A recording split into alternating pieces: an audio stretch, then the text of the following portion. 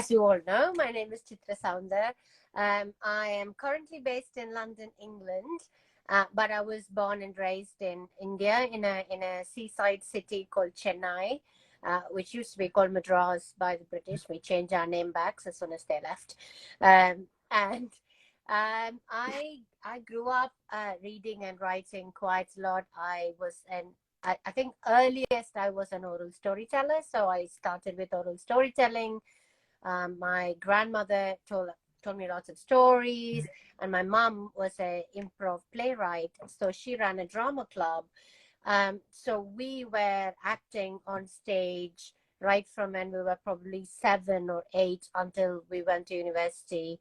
And every summer we'll put a couple of plays up on the stage, and grew up like that, but always writing in the background. And culturally, especially, this is a long time ago in the previous century, when you had to have a career or get married. So those were your options. You can't necessarily say you wanted to be a writer without actually defining what that would entail economically. So I actually, and it was early times for computer technology to come into India when we were growing up, when I was in probably 8th grade. So I was very, very fascinated from the start. So I did my degree, I did my tech diplomas, and I went into teaching computer science for a while. But I was always writing in the background without actually knowing what I was going to write. And when I moved to Singapore, where my first, some of my first books were published, I kind of had this moment when I always loved to tell stories to kids. Even growing up, I was always babysitting or with my cousins or my sister, and always used to tell make-up stories. I thought, okay, I'm going to write them down.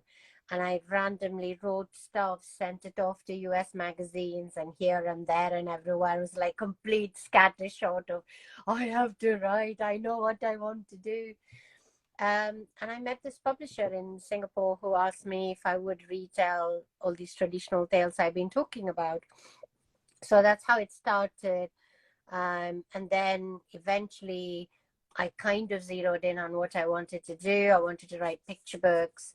And my first picture book came out in India around the time I moved to the UK. So in Singapore, the picture book market is still, and this is true of India as well, is very small because the Western publishers dump a lot of their stock into the Far East and into India and into Australia. So the local market struggles to sell picture books as a thing. But it's thriving now in India. It's an amazing market in India now. And I've been writing ever since. I think my first book came out in 2003. One of my biggest, I would say, steadfast supporters and kind of encouraging thing has been with SABWI, Society of Children's Book Writers and Illustrators. I kind of ran the Singapore regiment of 7 or 8 people at that time. And I kept links. I did some lovely courses at Highlights Foundation in Pennsylvania. All my holidays, because I was working full time, all my holidays were writing retreats, and went on holidays to do that kind of stuff. And eventually when I reached UK, again, I made connection with SCBWI, which is where I met my first editor at Walker Books, and that relationship grew and grew. Wonderful. And I just want to go back to pick up on some of the threads that you had mentioned. You talk about retelling these traditional tales. And I also want to, in a little bit, I'd like to also address the fact that you write stories about contemporary India, which is also really important. But first, to talk about the traditional tales, why is that so important to pass these stories on to children, to make sure that they know these stories, and whether they're from India or not? I know you've talked about that, but these are really stories for everybody.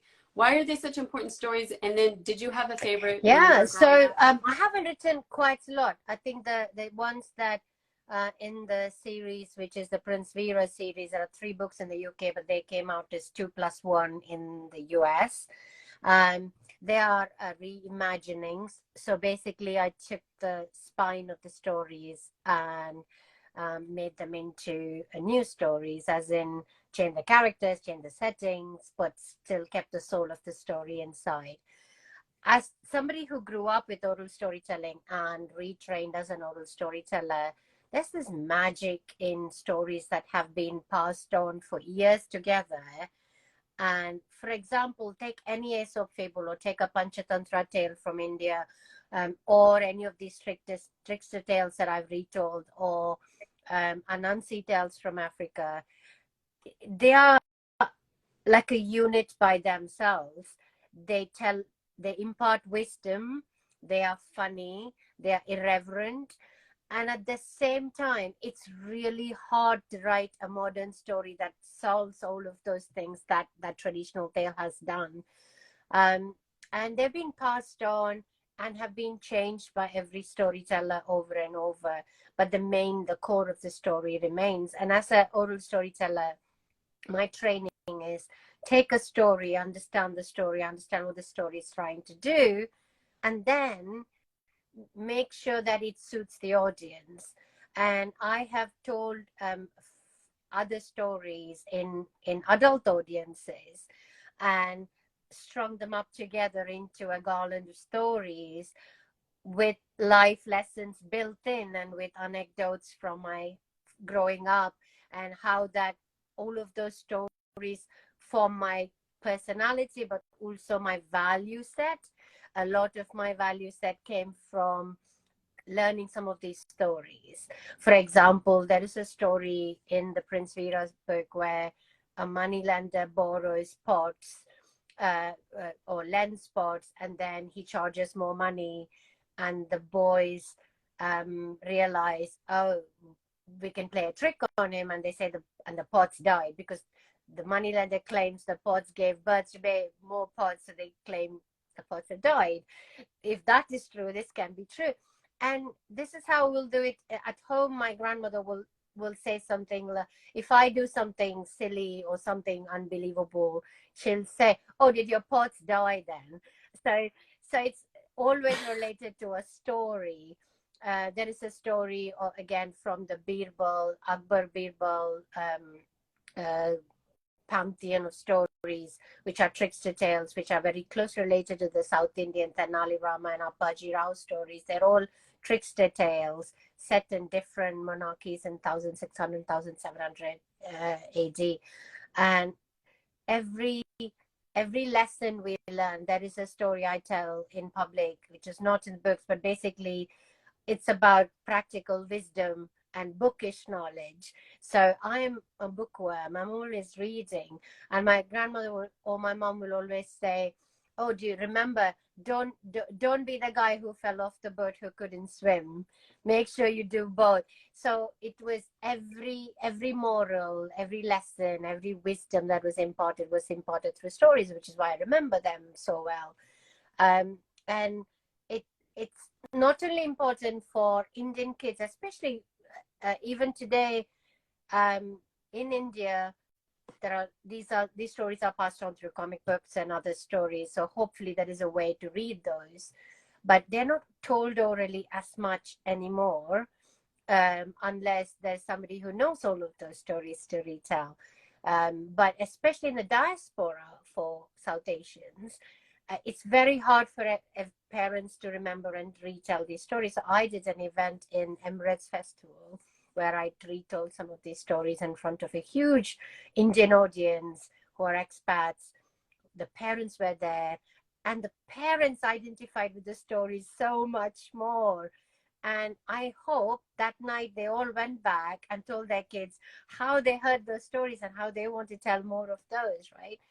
And for children who don't come from that culture, it's an amazing way to learn a trickster tale. And I have taken this book into classrooms across the world, and kids are always talking about fairness, equality after I tell a story.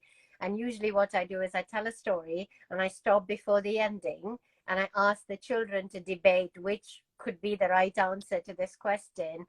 and they debate it, they talk about it, and then I'll tell the ending and they go, that makes sense, that's fair.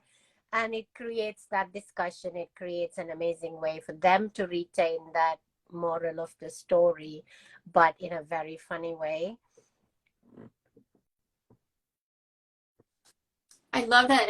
And also how you were talking about how your mother or grandmother, they just had to say a phrase and then it evokes this entire story that you knew exactly what they were talking about. And that it seems like traditional tales, like you said, they carry so much of the culture and the heritage. So when you're not just passing on a story, you're really sharing this long tradition and heritage and culture. And I don't know if there's the similar debates with Indian folk tales. I know in the US, a lot of the ones that are more from a European background, there's a lot of debate over whether we want to pass these down, how much can we tinker with the stories and change them, because maybe we see they're perpetuating a lot of stereotypes or ideas we don't want to pass on, but then other people say, no, we shouldn't change them at all. We should just keep them like they were. Is that a debate that also happens in India as well? Or, I mean, it's kind of a different situation.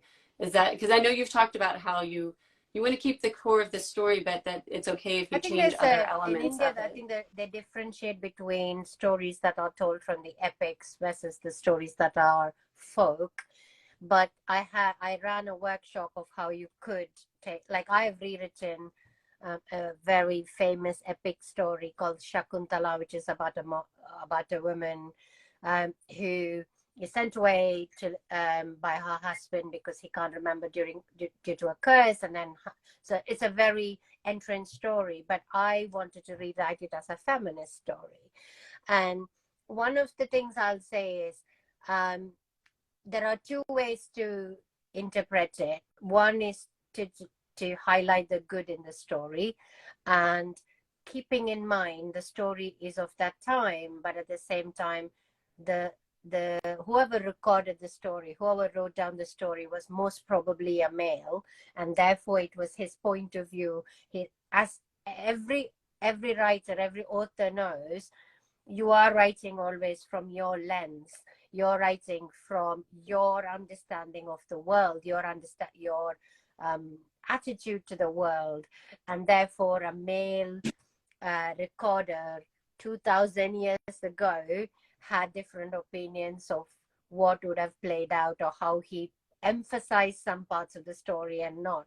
So when I rewrite it, I would like to visualize from that frame of that story what that woman character would have gone through. And being a woman myself, I'm sure 2000 years ago as well, they were quite annoyed with being treated badly, and therefore how would they have responded?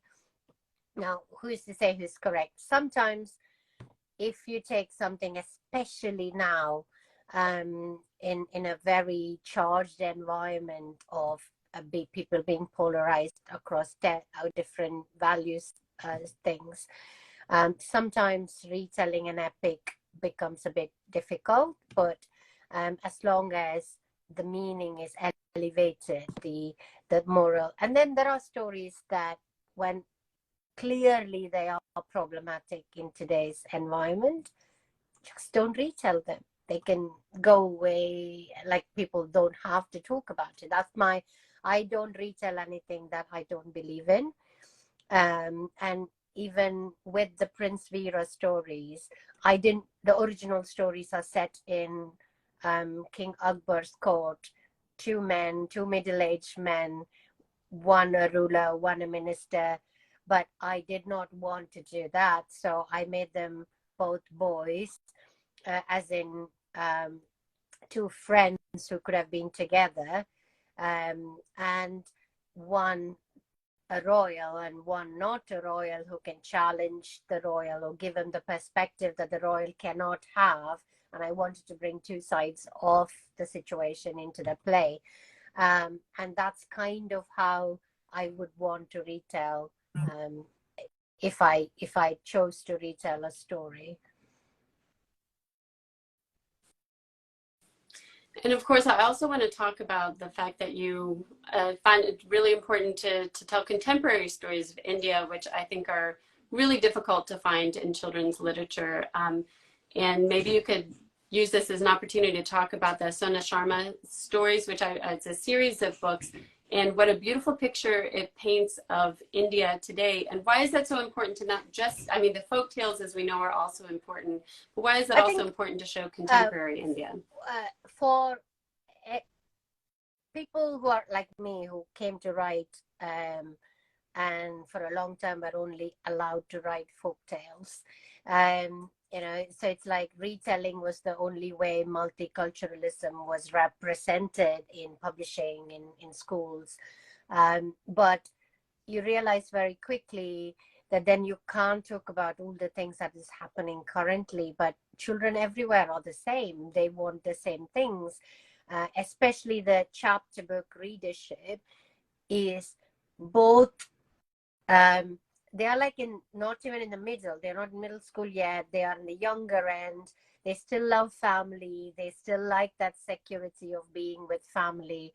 And at the same time, they want to be a little bit more adventurous, reaching out and then coming back in. And that's an age group I absolutely love to write for.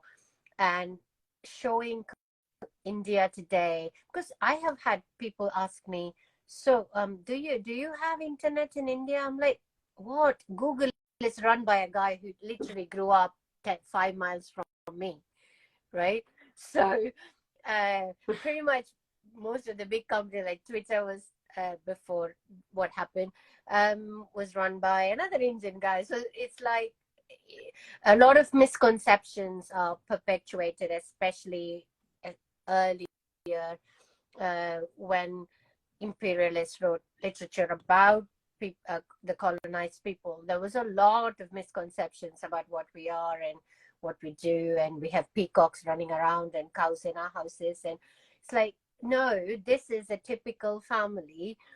Yes, some of us live with extended families, some of us are nuclear families, you know, our grandparents are professors and this, and so I wanted to show, especially the lady auto driver is one of my, I wanted to make an important point about it, because there are a lot of lady auto drivers now, especially doing the school run, and that shows and today's class and how that whole thing works. And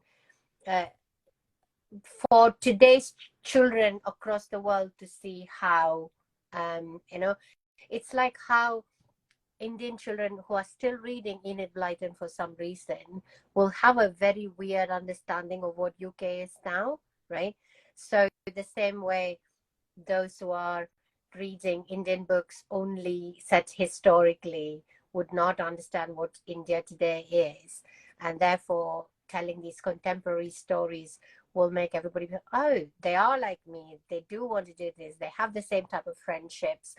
And then it's not so scary, a foreign country or another place, but also fascinating to go and not be shocked. Right. And you are published in so many countries. I'd love to know, how has that process been? How is it different in different cultures in terms of just the process of publication, or how your books are received? How is that different in different I started countries? writing in Singapore because I lived there, and those books did relatively well, but a lot of them was not like non-fictiony or some riddle books, and they let me write a lot of what I wanted to write, but they're very specific type and specific type of publisher. But when I published my picture book in India, illustrated by the amazing Priya Kurian, who is very famous now, and it was one of her early books from my first picture book. It was very popular. Like, it became a textbook at some point. It was it was part of an English lesson. It went into schools. And then I did another book with Tulika as well. And then the difference between now publishing with, again, even in India, there are different publishers. Like, for example, Karadi Tales, with whom I do the Farmer Falgu series, who also publish in the US. They have a dual viewpoint. They want something to work in India, and they want it to work in the West. I work with Tulika publishers who are very focused on creating literature for Indian kids with Indian stories that is relatable to them, which nobody else will do for them. It's only the Indian publishers can do. And then I've done a couple of books with Penguin Random House in India. One was a book that I did for UK that went to India, and the other is a novel chapter book for 9 to 12-year-olds. And again, that was a story about an Indian girl moving to the UK. So it kind of showed both the experiences. I've built my network slowly and steadily. Met people, spoke to people, read their books, understood what each publisher wants in each of those pockets of market. And you have to understand your readership. What do they want? What are they looking for? My US foray has been through two ways. I have two lovely, lovely festival books with Albert Whitman, which are the Shubh, Diwali and Holi, which was published by Albert Whitman directly. Yes, absolutely beautiful. Darshika, Varma, and then Charlene did the Diwali book, which are amazingly received. This Holi, I received hundreds of messages on Instagram from parents who are reading the book in classes or at home. And the other way I enter US is my publisher in the UK, Walker Books, then have every time it is a decision that Candlewick makes, that whether they want to bring each book into the US market. And so far, both the Prince Veera series and Sona Sharma series have done amazingly well. They won awards in the US. And they were on the top 100 books in the libraries across the last couple of years. So they've been received really well. And that's kind of, I don't write specifically for a market, but I understand when I'm pitching a book. So I'll write it and then I'll decide, who will this be more suitable for? Have I written a very, very Indian story that needs to go to an Indian publisher? Or is this a story that universally will work and there are no things that you have to know before you can understand it, and therefore it can go to a Western audience? So it's kind of that relatively every time I process that information before I will ask my agent to pitch it to the right people. And is it, so you have one agent who kind of pitches to all these different companies that you work with? Pitch to US and UK. India, I have relationships, so they'll only do the paperwork per se after that because I directly work with the editors. And even in the UK, I know most of them, but I let my agent do, because my existing publishers, Bloomsbury and Walker and Oatsbury, and I work with lots of publishers like this. You're Safe With Me is from Lantana. So people already know me in the UK relatively well for my agent to go and submit something, and they know who I am and what I do and the thousands of school visits I do. So they kind of understand that. In the US, my agent will directly pitch to the US market. Foreign sales depend upon whether the publisher does it or my agent will do, depending on what rights we give. So usually for picture book, we give it to the publisher and they decide. For example, the Farm of Falgu series was sold to Germany, France, Japan, and Thailand. So that varies depending on the publisher. Well, just to wrap up, I feel like I have so many more questions that I'd love to, because it's so fascinating to talk with you. But I am looking at the time and I want to be respectful of your time. But I thought maybe we could just wrap up and you can tell us what books you have. Do you have any that are coming out soon or something that you're working on? Sure, I have book 4 of Sona Sharma coming out in the UK this September. And I'm working with the amazing prima ballerina Yasmin Nadi of the Royal Ballet. So we are doing a 4-book ballet series. And the first book will come out, I think, spring or summer of 2024 next year. And then every 6 months, another new book. So that's kind of what I'm working on. And then I have a few picture books in the works. Fingers crossed, they'll come out at some point in 2024. They're all in different stages of production. Some are being illustrated, some are being edited, all sorts of things. But I'm currently writing the ballet series, which is my next big thing coming out. Well, we look forward to that. Thank you so much for joining us today. If you haven't read any of her books, I really encourage you to. They're really beautiful, and they're, as we've talked about, it kind of touched on in the interview, there's so many different kinds of books, contemporary, folk tales, and I can't wait to read the new ones as well. Thank you So for thank you having so much me. for It was joining amazing us. chatting with you, and I hope your readers, your listeners are all getting lots of information. Thank you.